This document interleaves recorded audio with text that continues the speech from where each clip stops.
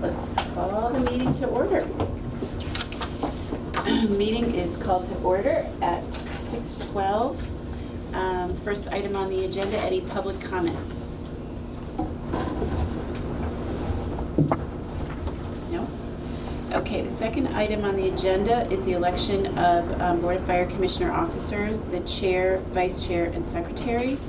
And I would like to propose a slate. The slate being myself as chair, Stephanie as vice chair, and Lino Izzo as secretary. And I would entertain a motion to nominate that slate and a second, and then we can have any discussion. I'll make a motion. Do we have a second?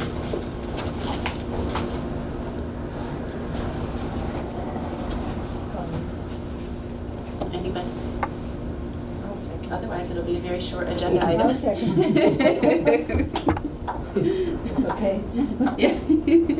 Okay, we have a second. Any discussion? Okay, hearing none, I would ask for any other nominations for any position.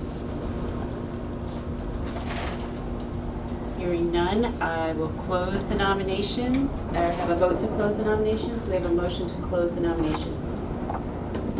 I'll make a motion. Okay. Do we have a second? I'll second it. Okay. And any discussion on that? Okay, all in favor? Aye. Aye. Aye. Any opposed? Any abstentions? Okay, motion to close the nomination passes, and now I would ask for a motion to adopt the slate as presented. Motion to adopt the slate as presented. Okay, do we have a second? You want a second? I'll second it. Okay. And any discussion? All right, hearing none, all in favor of the motion to adopt the slate as presented, say aye. Aye. Aye. Any opposed? Any abstentions? All right, motion passes unanimously. Okay, the fourth item on the agenda is liaison comments, and we have our liaison from the association, Nate. Not right now. Thank you. Okay, and the next item on the agenda is the chairman's report. The first item on the agenda is volunteer recruitment, and I do want to report that Commissioner Hunter and I met and discussed this, and we think that we have a path forward just so that we can gather some information about the state and the trend of volunteer interest and retention without putting any undue burden on the fire association or the chief or assistant chief, just to try to get a sense of whether our department is following national trends, and if so, what kind of things can we do as a commission to ward off that issue and address it. So with that, I will turn it over to Sean, Chief Rowland, because I understand you have some information to share in that regard.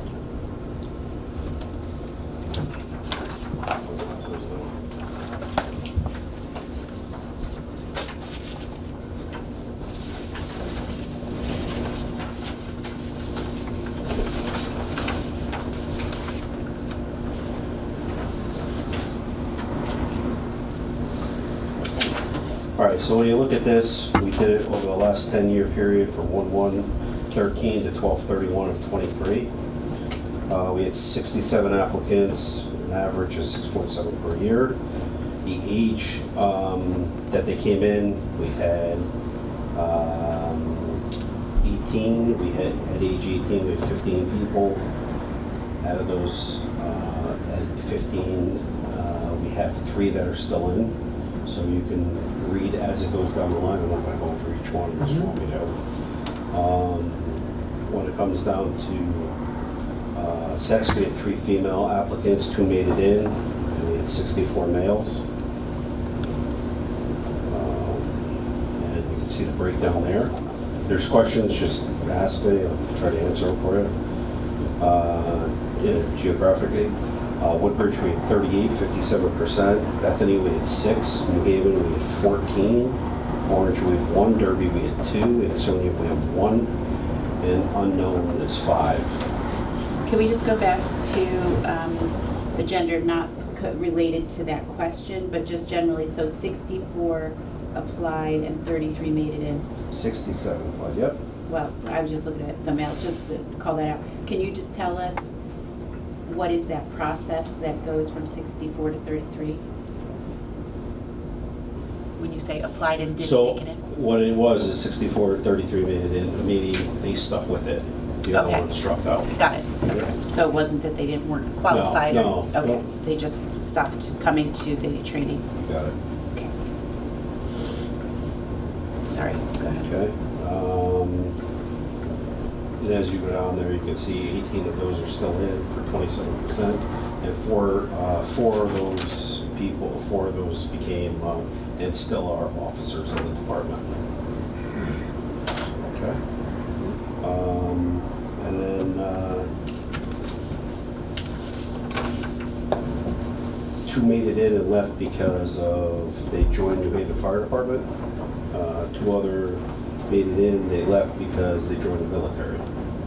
So what these numbers look at also are like the juniors also come in and off. So what happens is you lose a lot of kids because after high school they end up joining or try to, and then they go to college.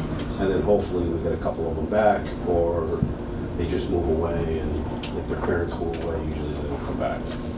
But What's the cost to train someone to get them through the process? so to train somebody, and it's not like we're sending everybody right off the hop right through training, so we there's an interview process, we put you through. If you're in the junior program, there's a 30-day wait period. If you're coming in off the street and we don't know you, there's a 90-day wait. And we want you to show up on Tuesday nights, we want you to participate, to make sure you participate. Off the hop, it's roughly $800 or $900 physical for, everybody needs to go for a physical, entry-level physical, stress test, the whole 9 yards. And then firefighter 1, I believe, is $1,100, $1,150 plus the book. And then gear runs us roughly, if we were to set them up with gear, if they pass everything and go through, we have to supply them probably it's probably about $5,000 in gear. So it's an expensive process.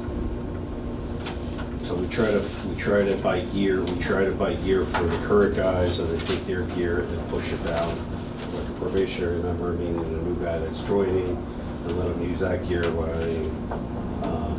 the current firefighters have new gear. Newer stuff. But gear has a 10-year shelf, so after 10 years, the gear has to be taken out of service and discarded.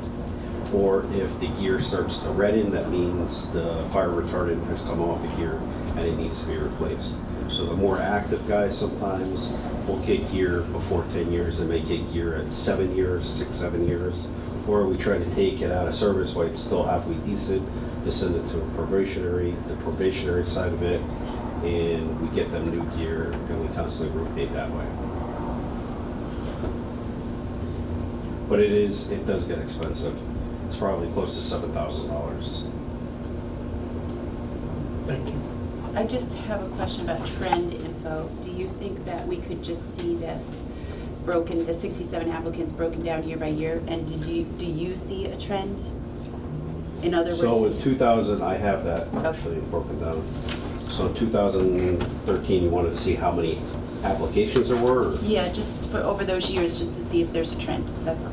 So there were 5 applicants, all male in 2013. 3 of them were former juniors, all at 18. 2 were over 50, 2 made it in, 1's still in. 2014, we had 4 applications, 1 former junior, 2 from Woodbridge, 1 from New Haven, 1 from UNH. 2015, we had 7 applications, 1 female, 6 male. 2016, we had 10 applications. I'm just going to read the applications. Yeah. 2017, we had 11 applications. 2018, we had 6 applications. 2019, we had 6 applications. 2020, we had 5 applications. 21, we had 5 apps. 22, we had 5 applications, and 23, we had 3 applications.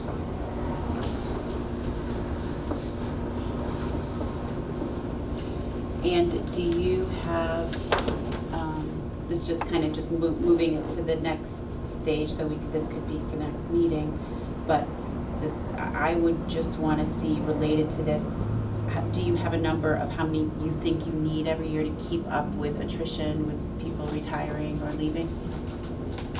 No. I don't know about that. Okay. And do you have a number that you feel you need as a department, like a minimum number of active?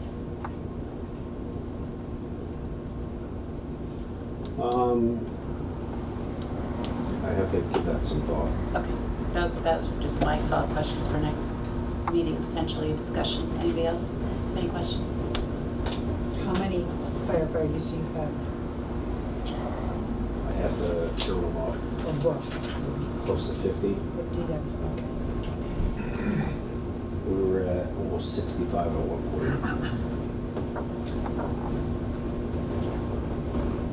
Well, I don't know if I have a question, but this is coming under a heading on the agenda as the chairman's report.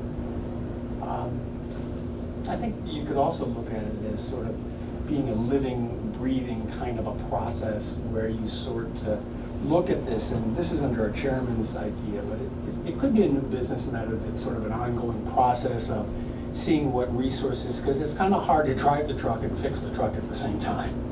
And you need resources that may not just be in the firefighter category, but you may need resources that are in the Volunteer Fire Association to pull this out, to make it a living, breathing document. So, because for instance, anecdotal, I'm studying volunteerism and firefighting, looking at your national organizations, sounds like our training costs are low. They estimate 20,000 across the country.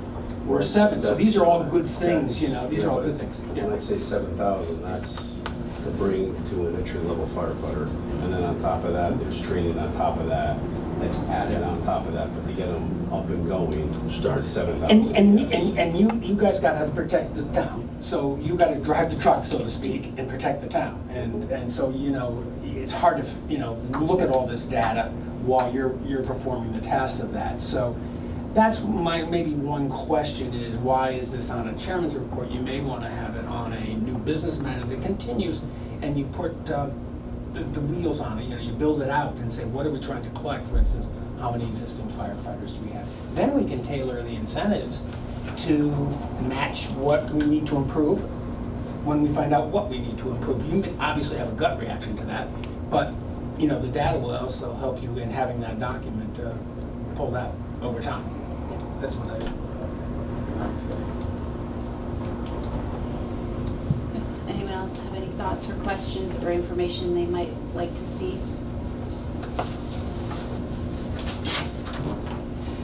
Okay, I'd like to just add an item to this agenda, which is the storage facility building committee. I just want to provide a very brief update. So could I have a motion to add building committee storage and training facility update?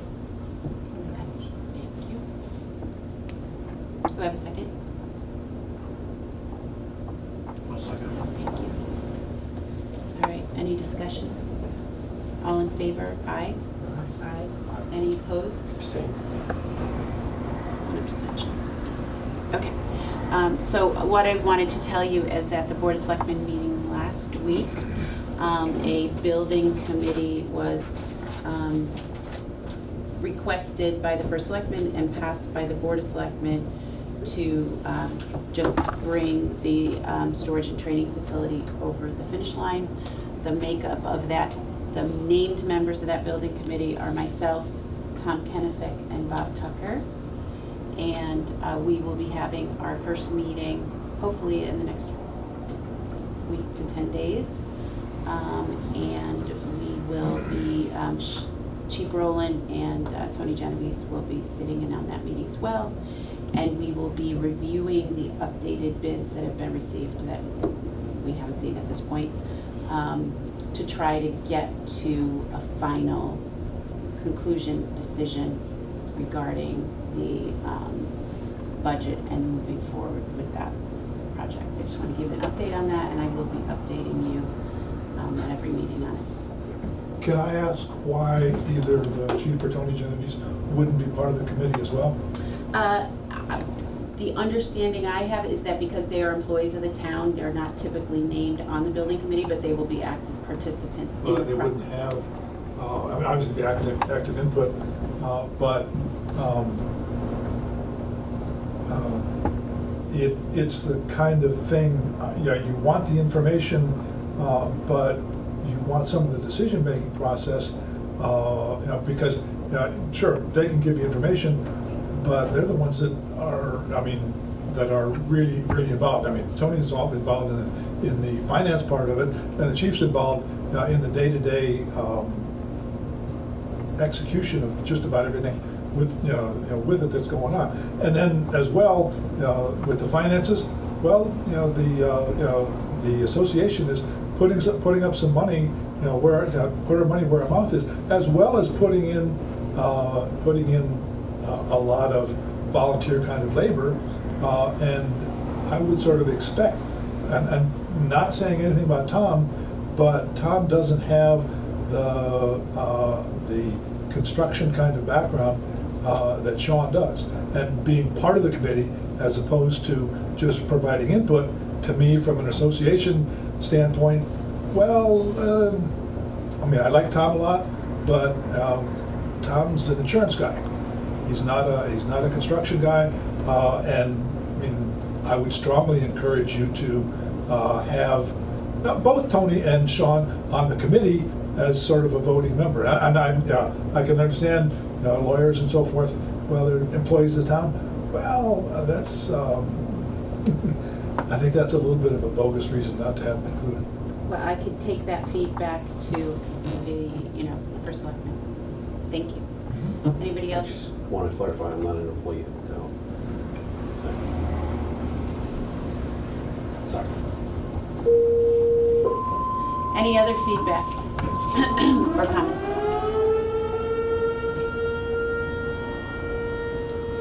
All right, the next item on the agenda is a review of the current financial statements.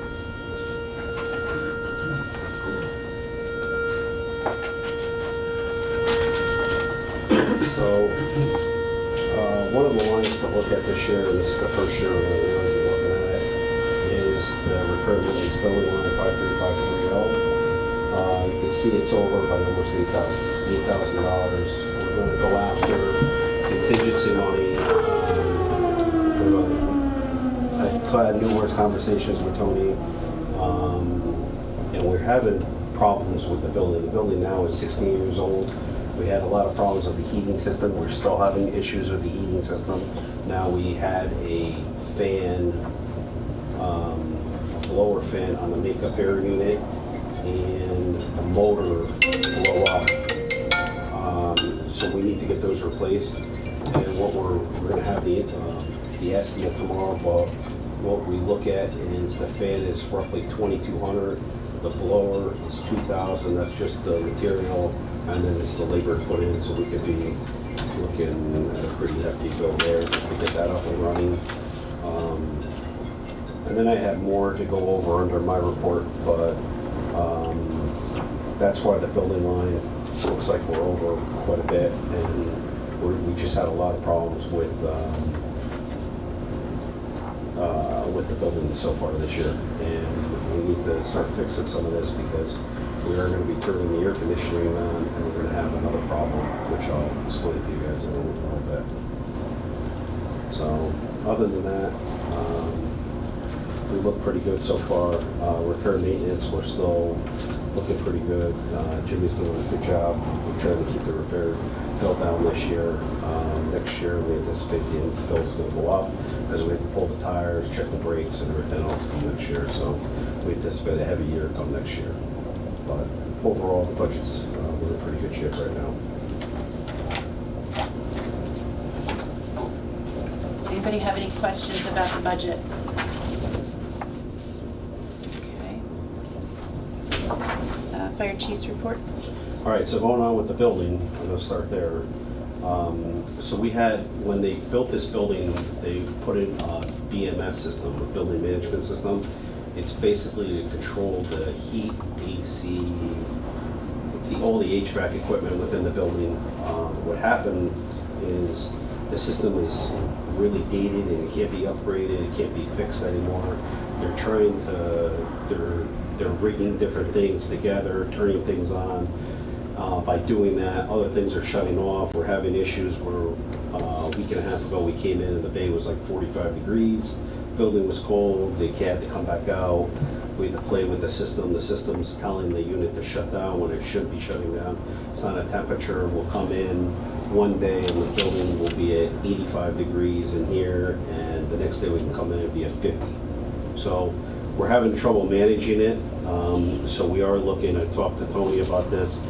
We are looking at, we're gonna possibly hire or bring to the board of selecting that we possibly hire an engineer to look at the system to figure out if it makes sense to put conventional thermostats in and get rid of the BMS system, or upgrade a BMS system, which conventional thermostats seem easy, but it's really not, because the whole building would have to be rewired. So it might not be as easy as it is to put in a new system. About 6 years ago, we had Honeywell come in and look at the system, and at that time, they wanted like $85,000 to replace the system. So this may not be a cheap thing, but we do have we have somebody in the department that used to work for Honeywell. He's got a couple contacts, so we're hoping that that bill is gonna be a lot less, and we're looking at possibly just updating the current BMS system we have to an up-to-date system, replace the sensors at all, and reprogram it so we'd be good moving forward. The current system that we have in this building, no one else can work on except for basically one company, and the company that can work on it is basically said there's nothing more they can do for it. So that's where we're at here. So building management systems are good, I think, when you have multiple buildings, you're trying to control bigger buildings, but in a smaller building, I don't know how, we really never saw the payback on it. So I don't know if it's really worth having. But the issue that we're having now is the last couple months, our gas bill, and we have Spark Energy, who's I think the supplier of it, and then you have SCG. So our gas bill, our Southern Connecticut gas bill is like $1,200 a month, and then we have our Spark Energy bill, which is the supplier of the natural gas, or the natural gas, is, we had a bill almost, I don't know, $6,000 for just for 1 month. So we're spending $7,000, $8,000, and what I'm afraid of, and we're still doing this, we're monitoring. We thought we had a gas leak, we didn't have a gas leak, but it's the heat that failed in the bay, and it's everything's trying to compensate for each other, so everything's fighting each other right now. What I think what's going to happen is, once it gets a little bit warmer and the AC comes on, we had the problem, and the AC will either be hot in here and it'll be freezing out there where you want to put a sweatshirt on, or vice versa. So the system isn't working really manageably, so our electric bill should be about $3,600 a month. We'll probably be closer to $4,500 to $5,000. So I think this is something that the town, and Tony agrees, that we need to work on right away, because our operating costs, I mean, to have a $6,000 or $7,000 a month gas bill is just ridiculous, and then add another $1,000 possibly. We could go up to $6,000 on the electric bill if we can't monitor, or we can't control the AC. So we could be spending quite a bit of money going either way here. So that's a priority right now. So we are looking into finding out what our options are. Once I have our options, I'll let you guys know, just so you guys have a heads up, and we'll be presenting it to the board to start moving forward on something. But we have to do something now. If you go back to conventional thermostats, do they have to rezone everything, or They is do. the zoning behind the scenes? No. So, no, we So have to that's a big rezone, project. so that means we'd have to pull part of the ceiling down, put zone Put the dampers in, dampers. wire it back in with zone panels and everything else. So it's gonna probably be more money to do it that way Yeah. than it is to upgrade to a BMS Oh, system. yeah. Correct. And the company that installed the one that we currently have, they said they can't upgrade it. No. And do they have another product? We don't Yeah, want to go okay. back with them because then we're locked in with them. So with like a Honeywell system, anybody can work on it. So if we get a good price from you, or we get a good price from Karen, or your price is high and Karen's price is cheaper, she can work on it, we could go to Karen. Right now, we're locked in at Stephanie and we can't move. And there's nothing, Stephanie is saying, What's well, the we can't do company they it. have? CTC, Connecticut Temperature Controls. Okay, thank you. Yeah. Any questions? Any other questions? Okay. As you guys saw, we got engine 9. We took delivery of it last Saturday. We started putting equipment on it. There's a couple tweaks they have to do. So SVI, specialty vehicle, is coming down tomorrow, actually.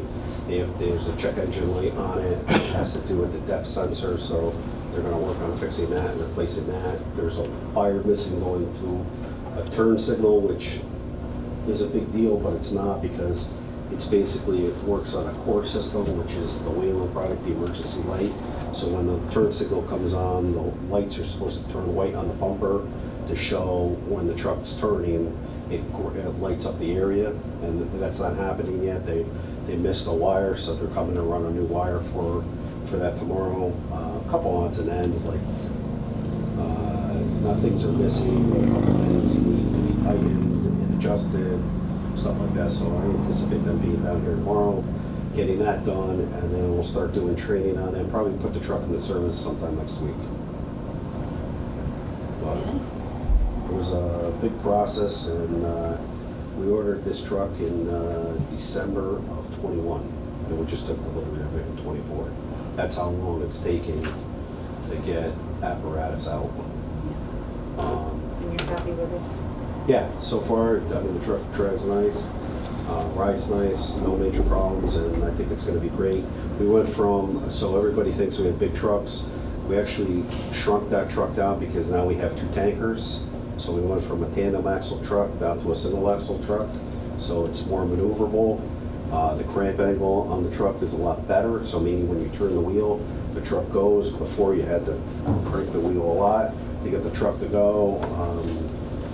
With the hills and everything and the upgrades that with technology, it's unbelievable. So that truck's got a 500 horse motor in it, 12-liter transmission. So truck will get up and go, climb the hills around town. Will climb the Murray Parkway easier rather than getting out. You can almost walk faster than the truck going up the hill.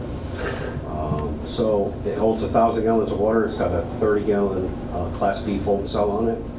So meaning for car fires, you want Class B. With the other trucks we purchased, we've had Class A, which is like caps, compressed air foam. This truck is strictly Class B, which Class B is for car fires, fuel spills, stuff like that, flammable liquids. Or Class A is more combustible. Like if the room was on fire, you'd want to use Class A foam. So it's got a 10K generator on it. It's got battery operated tools on it. It's basically state of the art. So it's good. It'll do the town good for the next 25 years. Very nice. I know there's a lot of hours and hours and hours of yours and your teams that went into it, so thank you. Also under my report, we have been working on the slideshow, which I should have pretty good for our next meeting talking about the tower truck, the aerial. So we updated the slides. We added some more slides in with some more information in that we had. It needs to be tweaked a little bit. It may need, a couple slides may need to come out. It's a little lengthy right now. We're looking to cut it down and possibly start moving forward, but I think it's safe to say at our next meeting, we'll bring the slideshow here, let you guys look at it. We'll go through the slideshow, see what you guys think about it, and get your input, and then we can change it at that point, and then I think we're pretty good to go to the Board of Selectmen and want to sell this. Okay. Apparatus report also, we had the tires changed out on Tanker 5. Those are the tires you saw out in the bay. Those tires, they don't look bad, but An emergency apparatus, all tires have to be changed every 7 years. It goes by the date code on the tire, so it's very important when we buy tires, we look at date codes before the tires go on. So if the tire's been sitting a year, that means we only get 6 years out of them. Yeah. So we have to look at the date code. We want it as close to the date when we buy them as we can, because we only get 7 years from the date code, not from the time of purchase. And tires right now, just to outfit that truck, what was that? It was like, what was it? Over 7,000. Yeah, it was over $7,000. So the tires on that truck were, I want to say about $650 a tire. So, Do you have any questions? where's my other sheet? Hang on, what's on the sheet?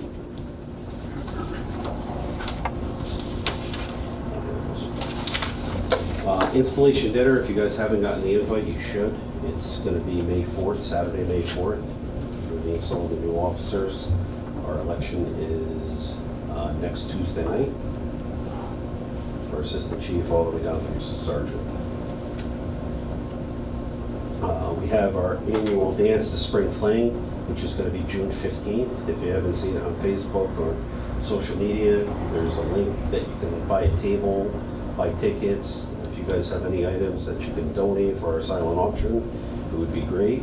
We're looking for everything we can get, because right now the money is probably going to go back toward that storage building in the back. Where is it gonna be? It's going to be here. Oh, here. Yep, June 15th. Rum runners? We're going to have the rum runners, and we are going to we're going to have some stuff from New England Brewery, Netco. And basically, there's a party package out there where you can buy the table, you get like a pizza bar, you get unlimited pizza, you get wristband, you can get unlimited beer from Netco. So it's pretty good, plus the tickets. The radio project that we started a year ago with buying the portables and the mobiles, that's coming to an end. We just got the last radio the other day. We're waiting for the bill.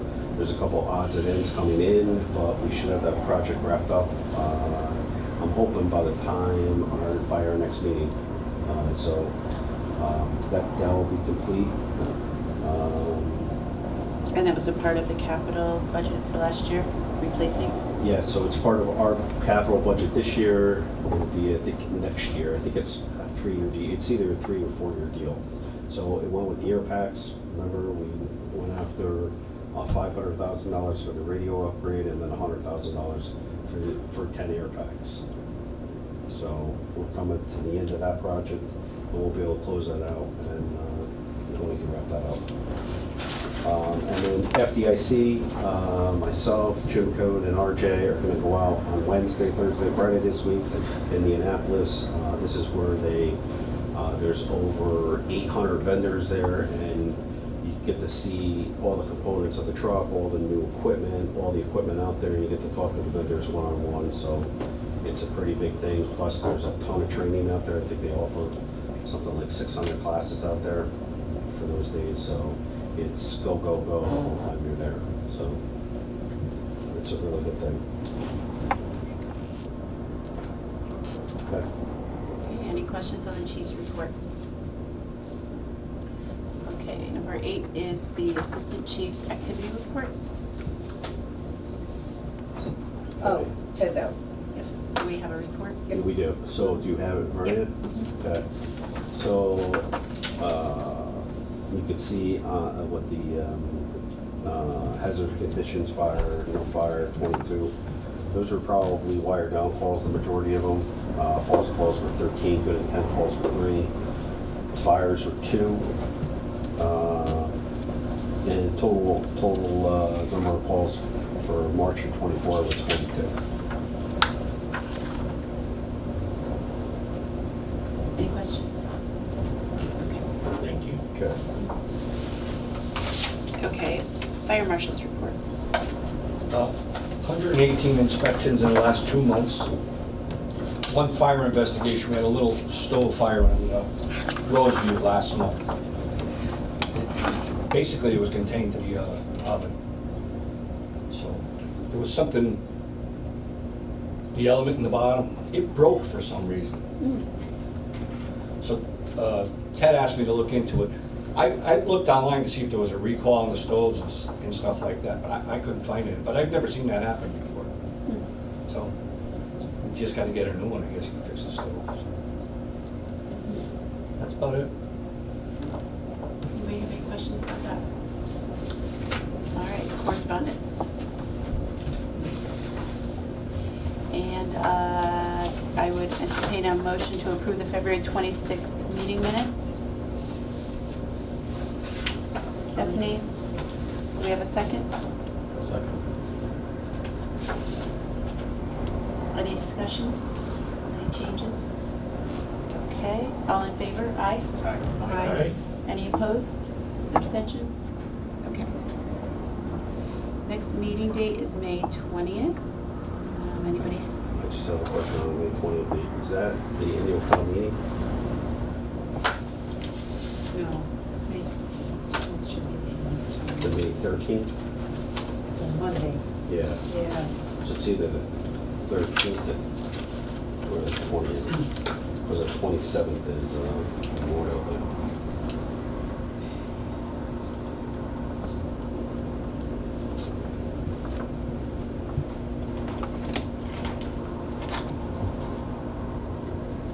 Referendum,